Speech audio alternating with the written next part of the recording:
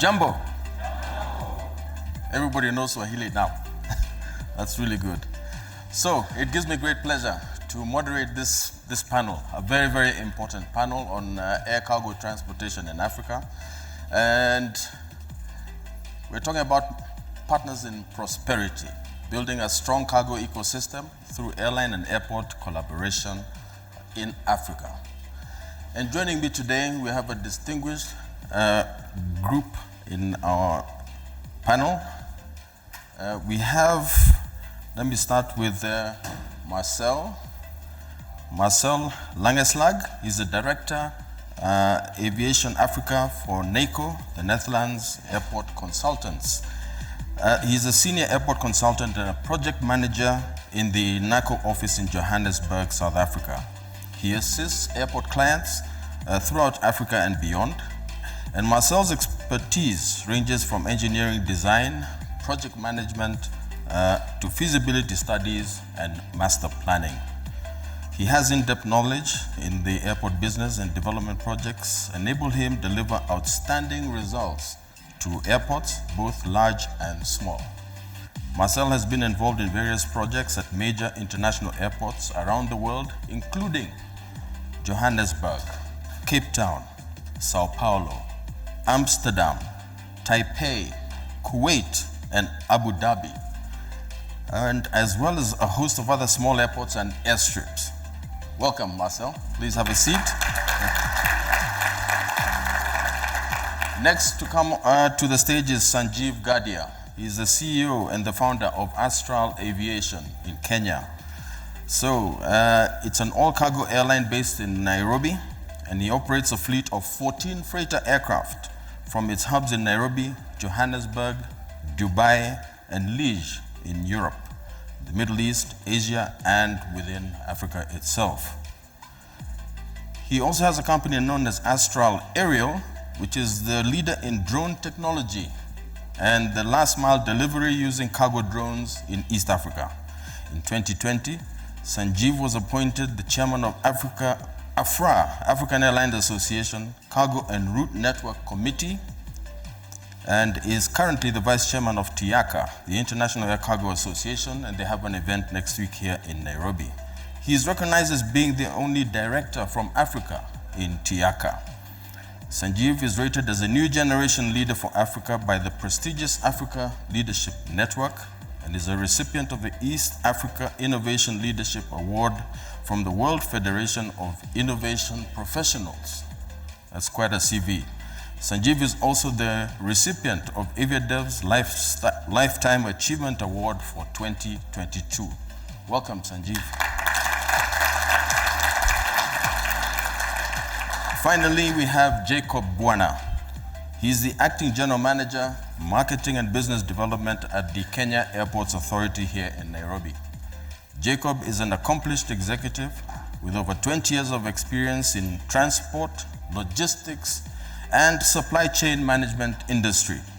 He is recognized for his ability to make swift and confident decisions, and he possesses a wide range of skills and expertise. And he's currently pursuing his PhD in business and management after having attained his master's degree in international logistics. So in his role, he's responsible for defining and executing the air cargo strategy and action plans at airports in Kenya. And so, welcome, Jacob.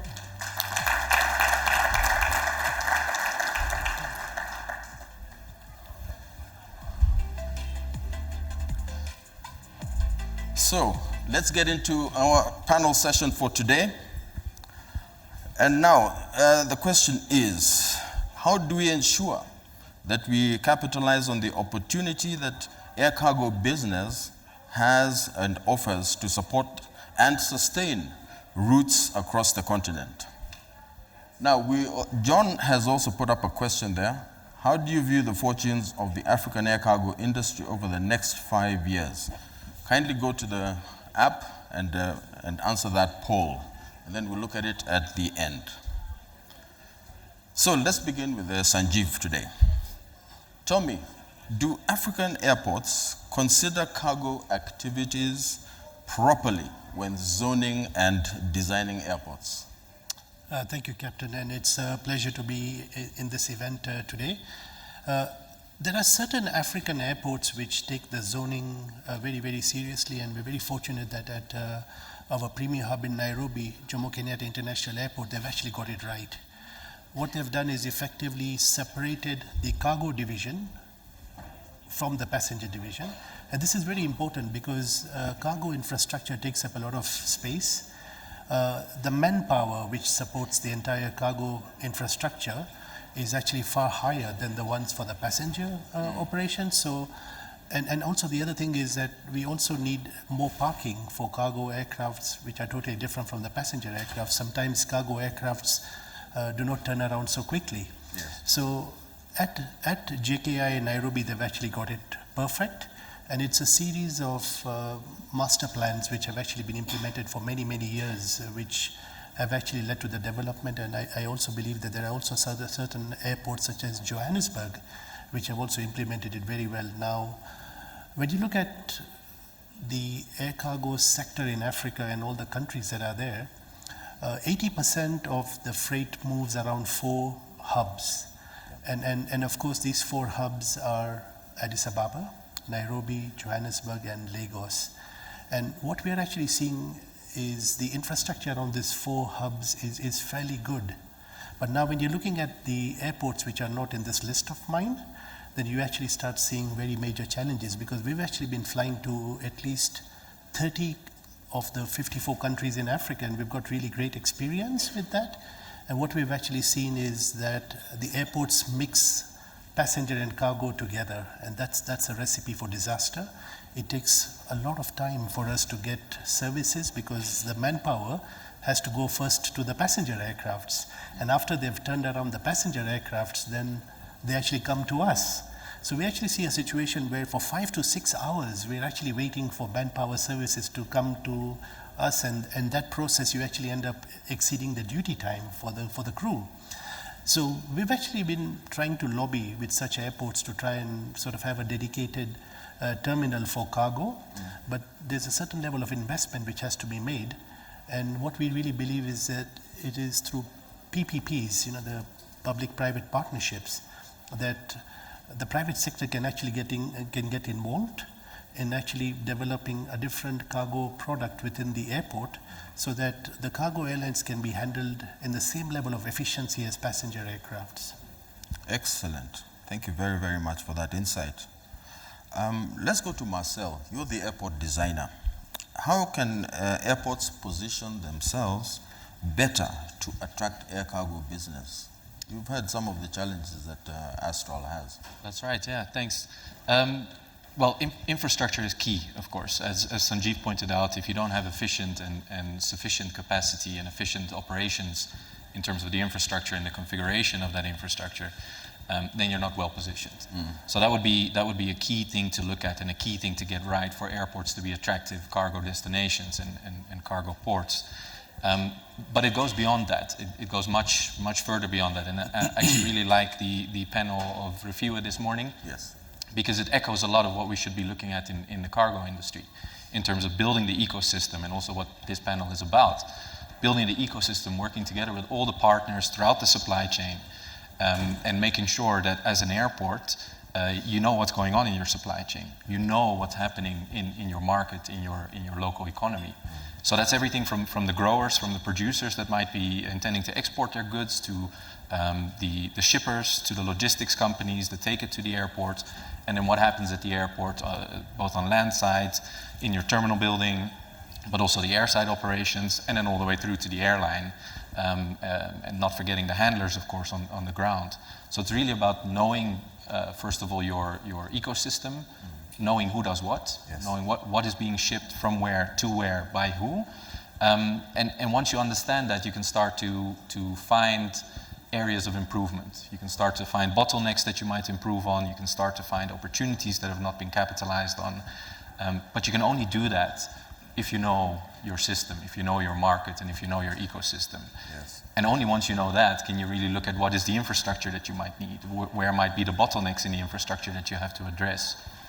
So that would be my advice, to really start by knowing end-to-end the entire supply chain. Okay, thank you, Marcel. Jacob, over to you now as the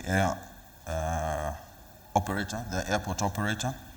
Now, JKIA is an air cargo hub. How did you get there, and what lessons did you learn along the way? Thank you very much for having me. You see, before you talk about a hub, you have to look at the production side and how we relate with the movement across the entire value chain. Of course, as MDA or department in the government, we have worked very closely with the stakeholders because we've realized that in the entire value chain, there must be certain relationships.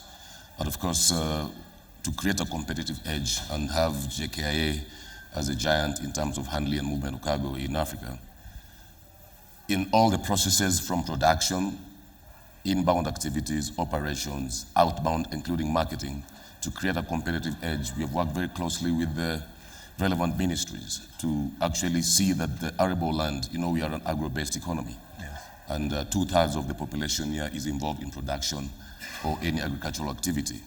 So movement from subsistence use of arable land to commercial use of land has actually led to a certain amount of employment in that area, in every aspect of the value chain. So we have been able to communicate to the stakeholders.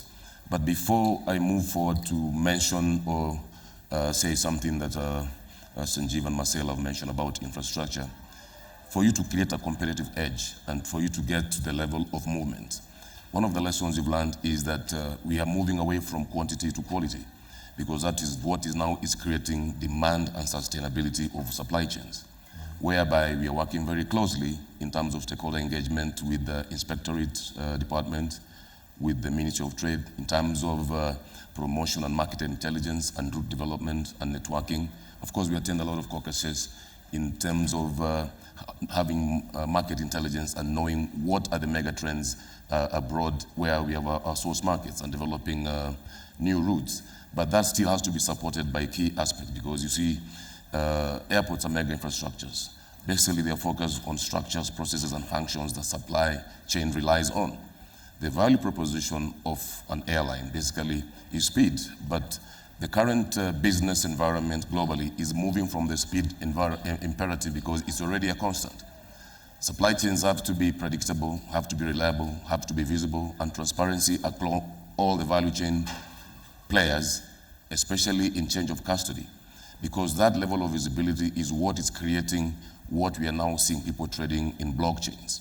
But we have not reached that level yet, but we are getting through processes which will create that, because we are creating air cargo communities where there is close relationship with the stakeholders, so that as much as they compete among themselves, they are also taking care of the environment, both physical that they are working across, and of course the business environment, because we still have to have ease of trade and the cost of business being brought down.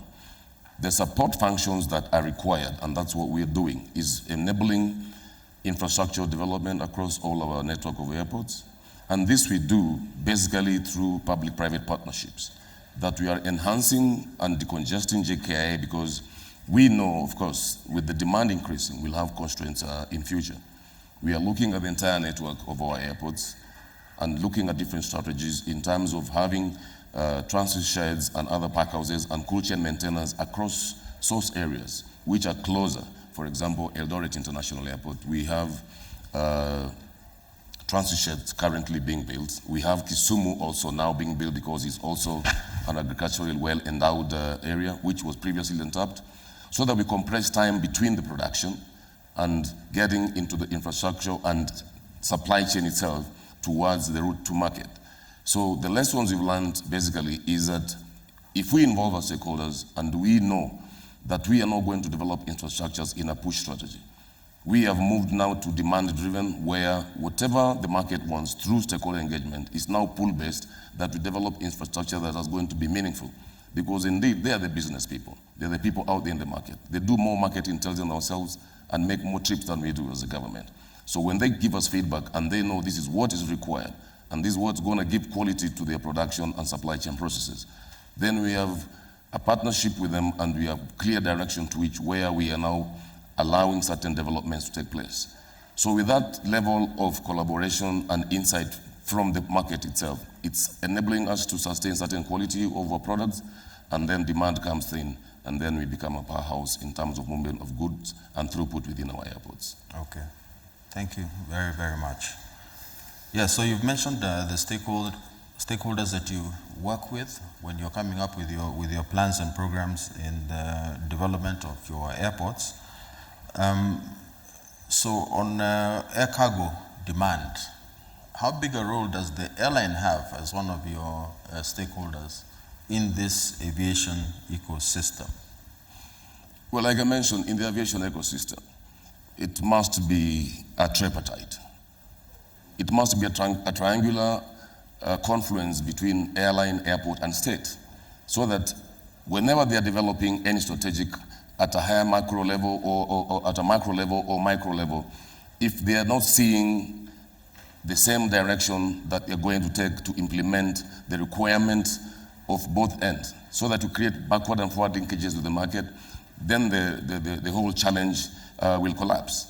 Because if you look at the theory of constraints, where you have quality, cost, and time, it equates again to that triangular aspect of airline, state, and airport. The airport must provide quality services in terms of improving even our logistics performance index, as we are always looked at by the World Bank, so that there's ease of trade and there's quality of services. Because through quality of services is where you compress time, and time compression is the imperative in logistics, because you always know that time equates to money. And the spatial distance and why people would choose air freight because of the value proposition of speed is because of the time compression. So airport must provide quality, not only of the services, quality infrastructure as well, which actually now sustains and maintains the quality of the product itself. In terms of cost, and this is where I've heard people talk about taxes. There are certain costs that the airport cannot control. Those are statutory fees. It must go through bills of parliament before it becomes an act, which we now enforce as a department of the government. But when it comes to time, now that's the aspect where the airline must come in based on the quality of services. Turnaround times, we're dealing with perishable mostly as an agroeconomy. Turnaround time, times of service, and times for billing and invoicing, so that it's always clear that you are in an environment of business that is easy to manipulate, operating in a safe, secure, and of course, structured manner that facilitates movement and ease of doing business. So the relationship between the state, the airline, and the airport is an imperative that they must come together and have a look at things in terms of sharing strategic plans, so that they're in tandem with the direction they're moving for the ease of doing business and sustaining supply chains. Thank you very much. Marcel, if you were advising an airport here that is very keen to develop its cargo offering, where would you start? Start with the research. We also heard earlier today about the importance of data. Data in the cargo industry is not always easy to come by. It's not always the highest quality data. It's not always the most available data. But data is key to build a story and to make decisions. So it starts with the research, and as I said earlier, it starts with knowing your ecosystem, knowing what's being shipped by who, where, and when, and what the challenges are, what the volumes are, what the timelines are. So really understanding what the current ecosystem looks like, what the current value chain looks like, how it performs, that to me would always be the first key step. Once you know that, you can start to look at what are the opportunities that you might improve on, that you might capitalize on, and then you can engage with all of your stakeholders, all of your ecosystem, and work together with them to figure out what is it that they need to perform better. Yes. Because like with the route development that we heard earlier today, it's not about the airport. We're not doing cargo for the airport alone. It's also not only about the airline. Not just for the airline or just for the airport. It's for the entire economy. It's for the entire ecosystem. So you need to work together with all of these partners to figure out what is it that you're wanting to offer to the market, what is it the value that you can add to the economy, and what are then the challenges that you have to overcome, be it processes, be it taxes, be it policies, or be it on the infrastructure side, whether you don't have enough capacity, maybe the capacity that you do have is not well positioned or is interfering with the passenger operations. You can only find those things out and figure out where to focus your efforts to improve your service offering as a cargo hub if you know what's going on and if you know what the challenges are that are being experienced by the entire ecosystem.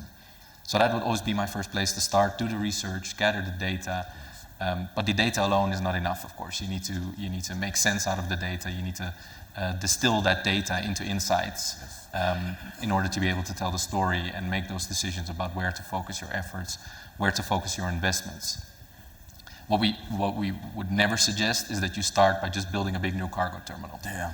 That's often what the initial thought is. We want to become a cargo player as an airport, so we have to build a new cargo terminal. And the bigger the better. In some cases that is the case. In some cases that is indeed the bottleneck that's holding back that airport or that ecosystem from shipping more cargo. But that's not the place to start. You need to know exactly what you need, and if it is a cargo terminal, that's not the end of it either. How big should it be? What should it be focused on? Where should it be positioned? Who should operate it? How should it be operated? And not least, how should it be financed? Yes. So we don't jump to the conclusion of let's build a cargo terminal, the bigger the better, the sooner the better, but start at the beginning with gathering the data and the insights that can lead you to make those informed decisions. Mm-hmm. Thank you very much. Yeah, I'm happy to hear that there's a lot of participation of stakeholders in airport design. And on Wednesday, I remember you spoke at the AviaDev real estate event. You spoke about real estate development at airports. And so I believe, and I understood from what you said, that there are definite relations in airport design around airport cities that also involve air cargo operations. So that was a really good thing to hear, and that's part of the plan of how you design airports. Yeah. Sanjeev, let's go back to you. We have seen the demand soften slightly since the height of the pandemic. How do you see the future of cargo, air cargo, in Africa? Is it still a good idea for our airports to invest in cargo infrastructure? And what type of infrastructure is most important to you? Thank you. Air cargo is still very relevant and is very important for Africa. And when you look at air cargo as a whole, you have to really break it down into two parts. The first one is the intra-Africa air cargo opportunity, and that I believe is very, very strong. And it's got a bright future thanks to the African Continental Free Trade Area, where we see more African countries who will start trading with each other. Because currently the statistics are that 70% of the trade that takes place in Africa is with foreign countries, and only 30% is within African countries. So we're actually going to see a situation where the African Continental Free Trade Area will actually encourage African countries to trade more with each other. So that will be a very big opportunity for the intra-African air cargo market. But when you look at the international air cargo market now, if you look at the size of the African air cargo market, it's only 2%. So it's still a very, very relatively small market. And the big contributors for freight into Africa is China and Europe. Now, China has been relatively closed for 3 years for obvious reasons, and China is opening up now. So we're actually seeing some resumption in Chinese exports into Africa. And of course, 80% or 90% of that would be ocean freight, and 10% would be air freight. So of course, that is a new opportunity where we're actually seeing that since 2020, we're now seeing more volumes coming into Africa. So that's very positive. When you look at the outbound volumes, the perishables business is also dependent on the consumer demand. And what we have seen this year is that when Europe was in recession, the demand for flowers from Kenya has actually gone down. And I believe that the high cost of living, inflation, recession, and of course, these are all contributing factors that when you look at the cut flower market out of Kenya, it's a luxury item. So we've seen this year that the demand for cut flowers during Valentine's and Mother's Day was significantly lower compared to the same period last year and the year before last.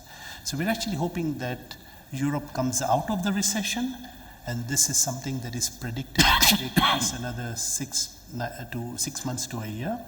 And we're expecting that in 2024, the perishable exports out of East Africa would start getting back to what it was at the levels of pre-COVID.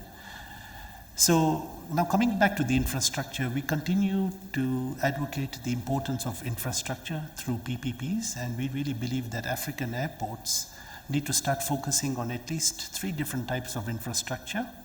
The first one is developing infrastructure for e-commerce, because the sad reality is that in Africa, e-commerce is actually treated as general cargo. It doesn't get any special treatment.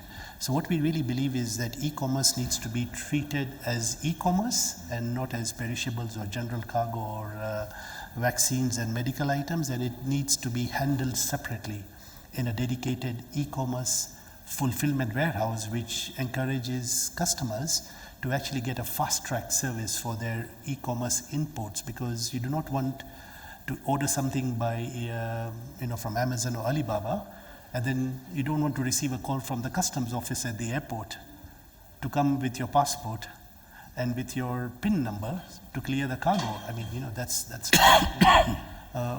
so what we really feel is that there must be some infrastructure towards e-commerce. The second area, which is very important, is that we need to also look at infrastructure for cold storage for medical items, because during the times of COVID, one of the biggest challenges for transporting vaccines around certain airports is that these airports didn't have any cold storage facility. And we're very lucky because at the Jomo Kenyatta International Airport, we have the biggest cold storage facility.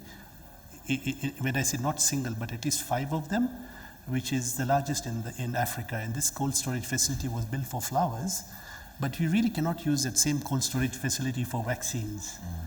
So what we really would like to encourage African airports is to actually allow specialized companies to actually build cold storage facilities specifically handling pharma, vaccines, and anything that requires a cold storage facility at the airport. So that is the second area of advice. And then the third area, which I think is very important, is we need to have smaller terminals and not bigger terminals. So what we're really looking at is smart terminals. Terminals where cargo can actually come in and out, and having an operation which is 7 days a week. Because one of the biggest challenges we have in a lot of airports is that they don't work on Saturday and Sunday. I mean, the airport is working, but the service providers such as customs tend to actually only work Monday to Friday. And by the way, it's not only an African problem, it's a global problem. Yes. So whether you go to Sri Lanka, Brazil, or China, you can only get customs to work from Monday to Friday. Why do they really need to work from Monday to Friday when we are working 7 days a week? So what we really would like to request the airports authorities is to actually have a very serious chat with the customs to get their act together and to actually be able to have a 24/7 operation 365 days a year. So that if something arrives on a Saturday night, it can be cleared on a Saturday night and be delivered on a Sunday. So this weekend syndrome is actually slowing down the whole turnaround of cargo, because when you look at the passengers can actually fly 7 days a week, and there are immigration people at the airport, there are customs people at the airport, but when cargo arrives at the airport, then what's so special about not having that facility over there? So I really feel that in many ways we are moving forward, but in many ways we have certain traits within us which are actually, which needs to change, and this is where we believe that there has to be a lot of focus. Is there an airport in Africa where you have seen that kind of infrastructure already developed that you operate into? I'm afraid I've not seen a single airport which is, Okay. what I would again say is that cargo airport, which offers 24 or 7 days a week for customs, is not there. But airports are generally open 365 days a year. The airport staff are working 365 days a year. And they're really doing a great job with all the difficulties that might be there. But I really feel that there are certain elements of that which needs to be working 365 days a year. Yeah. So Jacob, when you hear the recommendations for infrastructure development that Sanjeev is talking about, when we look at our airports here in Kenya, JKA for instance, do we have the space, the land available for you to construct an e-commerce logistics hub, expand your pharmaceutical cold chain process? Or do you need to talk to Marcel here to design you something new at a different airport? How would you address that challenge? Well, you know, airports are mega infrastructures and security installations. Whatever happens at airport first must come at a national strategic level. And you know, currently, as we speak, we actually outsourced the development of a master plan for JKIA and Wilson Airport. The reason for that is for us to have the best land use implementation and know what kind of products now we need to diversify ourselves. We know we have, from the pandemic, we had to look into diversification of our revenues so that we have a balance of both non-aeronautical or aeronautical revenues. And looking at the air freight logistics aspect, it is very imperative that that actually is also further diversified so that we are not only perishables inclined, but also looking at the e-commerce space that Sanjeev is talking about. And of course, the development of export processing zones within the jurisdiction of our airports is another imperative so that we can have backward and forward linkages and diversification also of the general or dry cargo that we handle. When you talk about the handling of pharma, it is something that has actually really improved and given JKIA a higher stake within the region because our transit sheds, some of which are represented here, are actually centers of excellence of individual validators in pharma handling. That is CIV Fresh and CIV Pharma, including KQ that actually the CES inaugurated the other day. And as I mentioned earlier, we are moving from quantity to quality because that is what is attracting the demand so that we have that direct linkages. We have, of course, various airline and airport relationship that we are creating. We all know Brussels is the pharma center in Europe. Yes. We are working very closely with Brussels in terms of developing an air cargo community in JKIA so that we can have direct linkages between our stakeholders and the stakeholders there and then use the Brussels channel while we develop a flower channel also to Brussels so that we demystify the so-called monopoly of only having the clock in Amsterdam while there would be a preferred routing and development of a different channel. So once the master plan is out, like I mentioned earlier, we now go to the next stage of floating this out for public-private partnerships. Like I said, these developments must now be pull-driven from the market, not push, because we have seen previously where white elephants have emanated because we have built structures that have never been really commercially operational, but yet they cost a lot of money. So in terms of development of airport infrastructure, it is based on strategic inclination and relationship between what is required for the market, because you have to look at the mega trends as well. We are not going to put technology that is ahead of our time. It must be appropriate for us to manipulate, especially in these digitized and automation stages in how we are doing our business.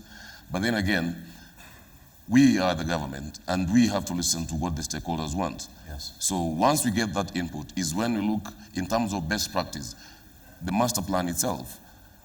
It must be a futuristic aspect that, for example, JKA is almost 50 years old. And it was planned to last for that amount of time. Without developing another master plan that will supersede that for another 50 years, it must be imperative that we look at the flows, both passenger and cargo, that there's proper logistics in terms of movement of people and cargo, and at the same time looking at the futuristic aspect of continuous improvement of what we have developed so that they do not turn to be white elephants. So it's an imperative that has to be looked at both ways, both from the public and private sector. Marcel, have you been involved in the design of specialist cargo facilities, logistics sites and cold chain sites? Yes, absolutely. We consult to airports worldwide on the entire range of infrastructure. So everything from your runways to your airport cities and everything in between. So we've been involved in master planning level studies for cargo villages or specific cargo facilities, all the way through to detailed engineering and design. Always starting with the demand analysis, because what Jacob says is absolutely right. These developments always have to be demand driven. So we always start by looking at the market, what the market needs, when that capacity that the market needs to be provided, where and how it can then best be provided. So we've done a lot of work on that space, but at the same time, next to the infrastructure, we always look at the business side of things. As I started by saying, the infrastructure is only one part of the equation. You need to look at the ecosystem and how all the players interact with that infrastructure. So that's key when you're working on the design or master planning of these facilities. It's key to take into account what the businesses that are going to be using these facilities actually need. We see a lot of demand for cargo facilities worldwide, not just in Africa. I think the gentleman have commented absolutely rightly, e-commerce, perishables, pharma, they are always the hot topics, they're always the commodities that are in demand and where facilities are required. But it's across the board. There are plenty of airports worldwide, but particularly in Africa, that don't have very good dedicated cargo facilities. They may be outdated. JKA is 50 years old. They've kept up very well with that time, but not every airport has been able to manage that well to keep its facilities up to standard. So there's a huge demand for that, I believe, yeah. Excellent. So we're coming to the end of this discussion. Let's look at the answer to the poll question. I'd seen it up a few minutes ago.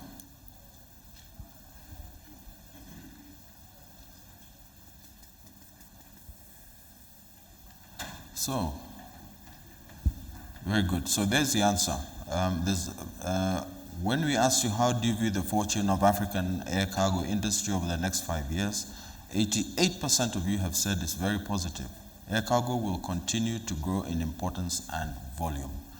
Now, that sounds to me like good news for the growth and development of air cargo in Africa.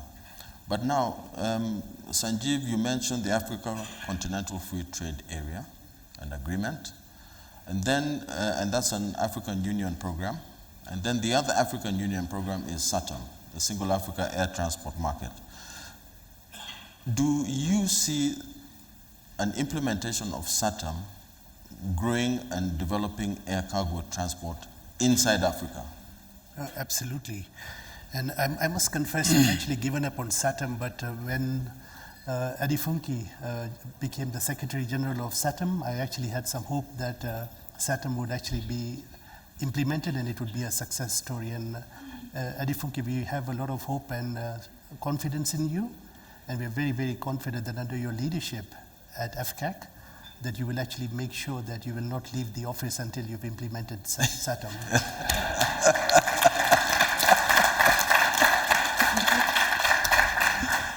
So I'm a firm believer in SATAM, and I believe that SATAM is here for a reason, and it's here to promote intra-African, not only the passenger movement, but also in the cargo movement.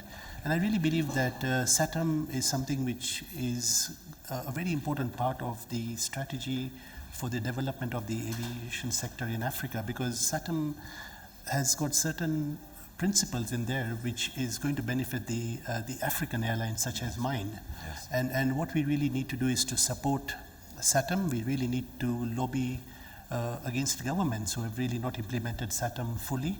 And we really need to sort of be positive about the whole thing, because you do not want SATAM to be clouded under the failures of the Yamoussoukro Declaration. And we really believe that SATAM is a hybrid version and has a lot of potential and opportunities. Now, when you're looking at the air cargo sector, we have various bilateral air service agreements, and I believe there were 600 in total, and there were only 30% of them which are compliant, which means that the entire process of looking at the historic bilateral air service agreements under the SATAM umbrella would actually sort of enable a lot of changes with regards to harmonizing some of this under a common policy. So this is something which is very important. SATAM encourages collaboration between African airlines, and this is a problem that we are actually seeing, that African airlines are not collaborating with each other enough. And through initiatives of AFRA and also of FCAC, we are looking at a situation where we're seeing opportunities with African airlines. And this is something which is very important, because we've actually got interline agreements with various African airlines. We're looking at deeper relationships. In January this year, Astral Aviation and Kenya Airways actually signed a code-share agreement. So we want to see how African airlines can enter into code share agreements. Our aircrafts from Astral Aviation are maintained in Addis Ababa. Yes. Our crew are actually going to Addis Ababa for the simulator. So what we really need to look at is the bigger picture. But also one of the things that SATAM is also going to help us is to try and reduce the taxes that we are actually paying. And a good example was what Noel shared in the morning, is about the impact of taxes in West Africa.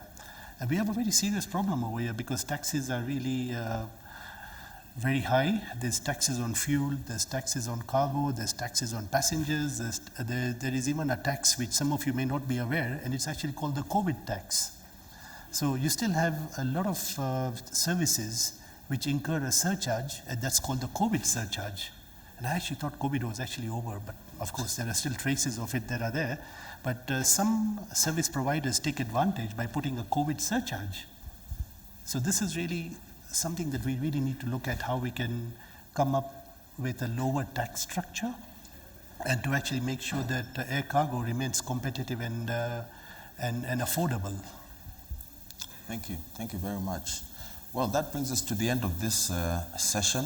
And ladies and gentlemen, we have seen that if we implement SATAM, we will grow aviation in Africa, not just passenger aviation, but also air cargo transportation. So I think John will need to arrange another meeting where we can discuss SATAM in detail with all the stakeholders concerned, so that Adefunke and myself, she appointed me the Eastern Region Ambassador for SATAM implementation under the PIP. And we also have Noel, he's the SATAM ambassador for Central Africa. So we have 5 regions of AFCAC, and there's an ambassador for each region. So let's work together, all the stakeholders, to implement SATAM for the growth and development of aviation in Africa. And with that, ladies and gentlemen, we thank you for your time and attention. Enjoy the rest of the day.